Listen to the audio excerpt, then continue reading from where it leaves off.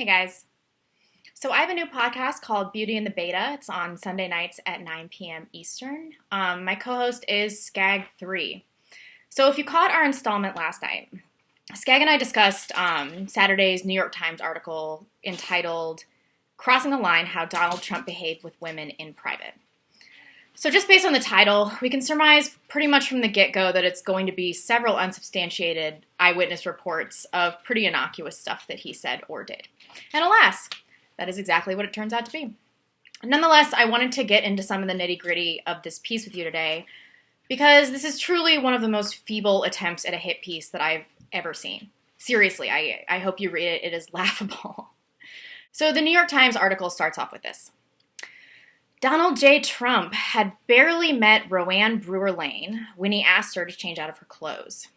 Donald was having a pool party at Mar-a-Lago. There were about 50 models and 30 men. There were girls in the pool splashing around. For some reason, Donald seemed a little smitten with me, Roanne. He just started talking to me and nobody else. He suddenly took me by the hand and he started to show me around the mansion.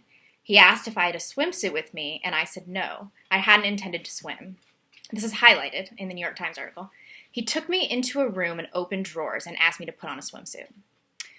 So if you didn't know, Mar-a-Lago is a historic oceanfront mansion that Trump bought and turned into a private club. It's akin to the Playboy Mansion. So celebrities use it for honeymoons. It's a luxury club for lavish parties. Or in this case, a model-laden drunken pool party for the super wealthy.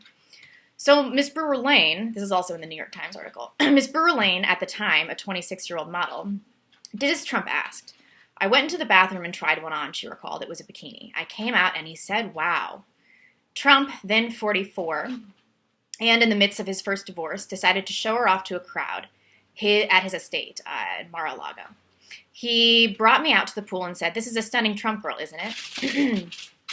But the 1990 episode at Mar-a-Lago that Miss Brewer-Lane described was different. The New York Times says, a debasing face-to-face encounter between Mr. Trump and a young woman he hardly knew. This is the private treatment of some women by Mr. Trump and the up-close and more intimate encounters. Wait a second. So at his model-filled mansion during his divorce, he asked a bikini model, of which there were 50 present, to get into a bikini and then told other people how beautiful she is. And God forbid, he hardly knew her. This sounds like respectful flattery, especially in light of the fact that she made a career out of showing off her nearly completely naked body. I love the subtle accusations by the Times after this. They say Donald Trump and women. The words evoke a familiar cascade of casual insults. This is the public treatment of some women by Mr. Trump, degrading, impersonal, and performed. This is immediately following a story of how he publicly complimented a bikini model on her body, which sounds like a false equivalence to me.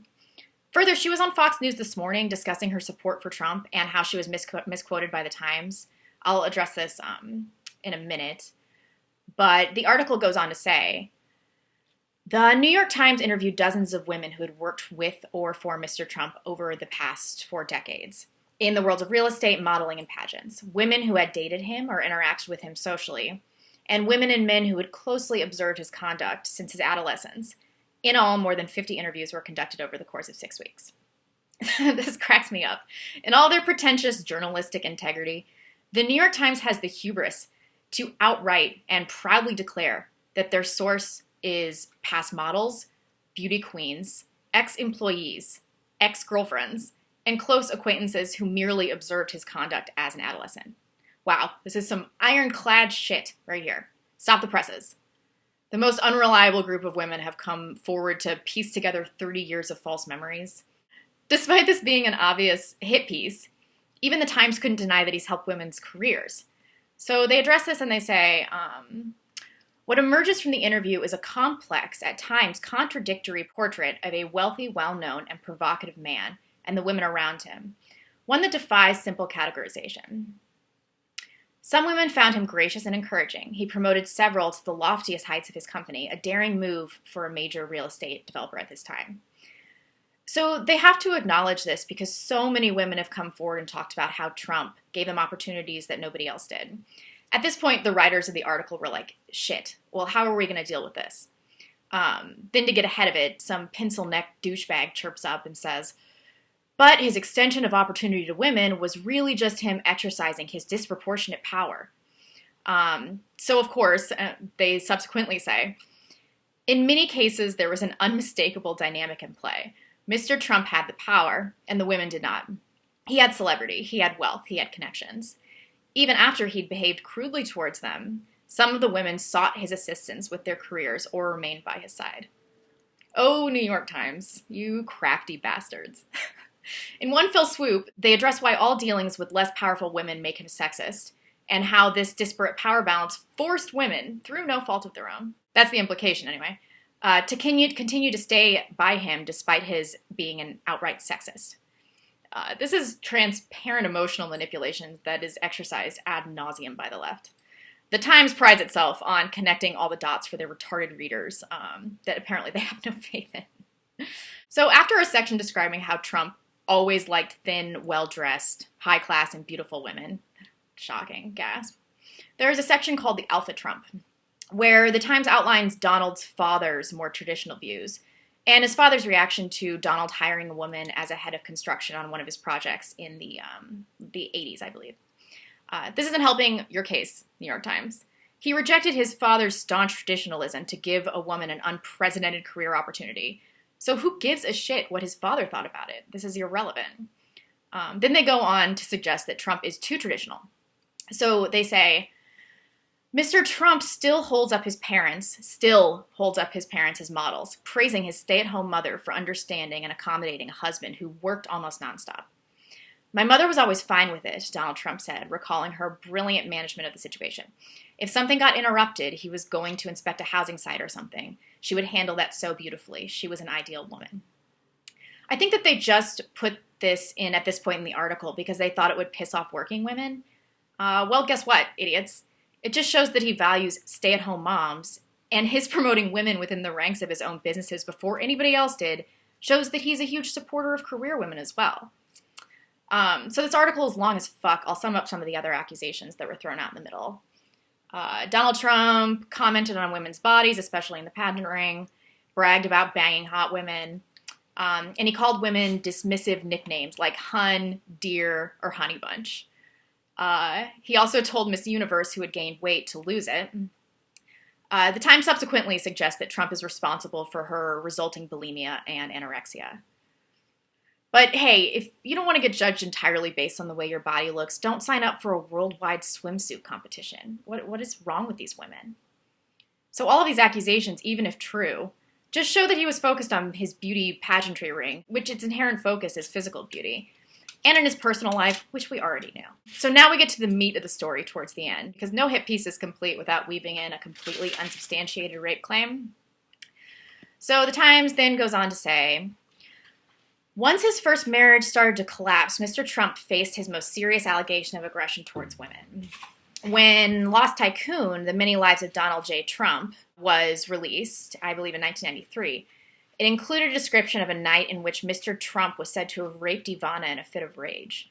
It also included a statement from Ivana that Mr. Trump's lawyers insisted being placed in front of the book. In the statement, she described an occasion of marital relations during which I felt violated as the love and tenderness which he normally exhibited towards me was absent. During a deposition given by me in connection with my matrimonial case, I stated that my husband had raped me. I refer to this as a rape, but I do not want my words to be interpreted in a literal or criminal sense. Mr. Trump denied raping Ivana, and she did not respond to a request for comment. After the allegations reemerged in the news media last year, Ivana said in a statement, "This story is totally without merit." So we've all heard these allegations before, so it seems very contrived to me that they're even mentioning it here. She's already said that this is a story without merit and that she wasn't actually referring to the legal definition of rape. What I meant by rape was not rape. I meant like the feminist definition of rape. You know, the definition of rape that includes all sex that isn't wholly emotionally fulfilling. This is literally the most unsuccessful hit piece that I have ever read. But I was extremely pleased to read it, because it shows a few things about the strength of Trump's campaign. Firstly, it shows that the left is shaking in their boots. They know that a Trump presidency is a-coming. So they had to attempt a hit piece and release it without ever successfully acquiring any incriminating information. Literally, there's not a single piece of substantial information in here. Not one. And it's extremely long, too. Secondly, this shows that Trump is the same womanizing buffoon that he has always been. The Times was hoping that this would illuminate behavior people weren't privy to before, but for me, it just shows that he's true to himself. He's always loved beautiful women, and he was always a womanizer. He's never even said that he's not. But he always treated his women well at home and in the workplace. There's an authenticity to Trump that makes his serial buffoonery a bit reassuring. He is who he always was. He's transparent, he's predictable, and he apologizes for nothing. Thirdly, this article shows that losing the female voter base isn't truly happening in Trump's campaign. Why would they run a hit piece to turn female voters off to him if he already had compromised this part of the voter base? I'm not really buying it. Women can see through this bullshit. They can see that calling somebody honey bun and trying to put it in supermodels doesn't exactly fall into any real definition of sexism. But you know what is real sexism? Orchestrating elaborate smears against women that have actual substantive claims that they were raped by Bill. Women are not falling for this.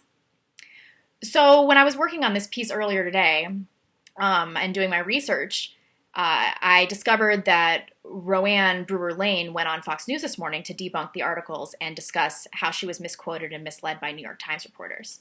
So I'll leave you with what she said on Trump today. Quote, "He never made me feel like I was being demeaned in any way. He never offended me in any way. He was very gracious. I saw him around all types of people, all types of women. He was very kind, thoughtful, generous. He was a gentleman." And then she goes on to describe how she had forgotten her swimming suit, which is why Donald asked her if she wanted to borrow one. They had a nice conversation. He showed her the architecture. He was kind of courting her. They ended up dating for several months. She said she was flattered by his comment and that she was a beautiful Trump girl and that this was kind of a New York Times spin. And then she closed with, "He has never mistreated women, not so far as I have seen. Without a doubt, I do not believe that he has." So thanks for watching, folks. Please subscribe to my channel. And if you're feeling generous, also visit my Patreon account. The link is below to help me with my quest to improve my very dismal production value. I apologize for that. It'll get better, I promise. Stick with me. If not, that's okay too. I appreciate you watching. So thank you, and I will see you next week.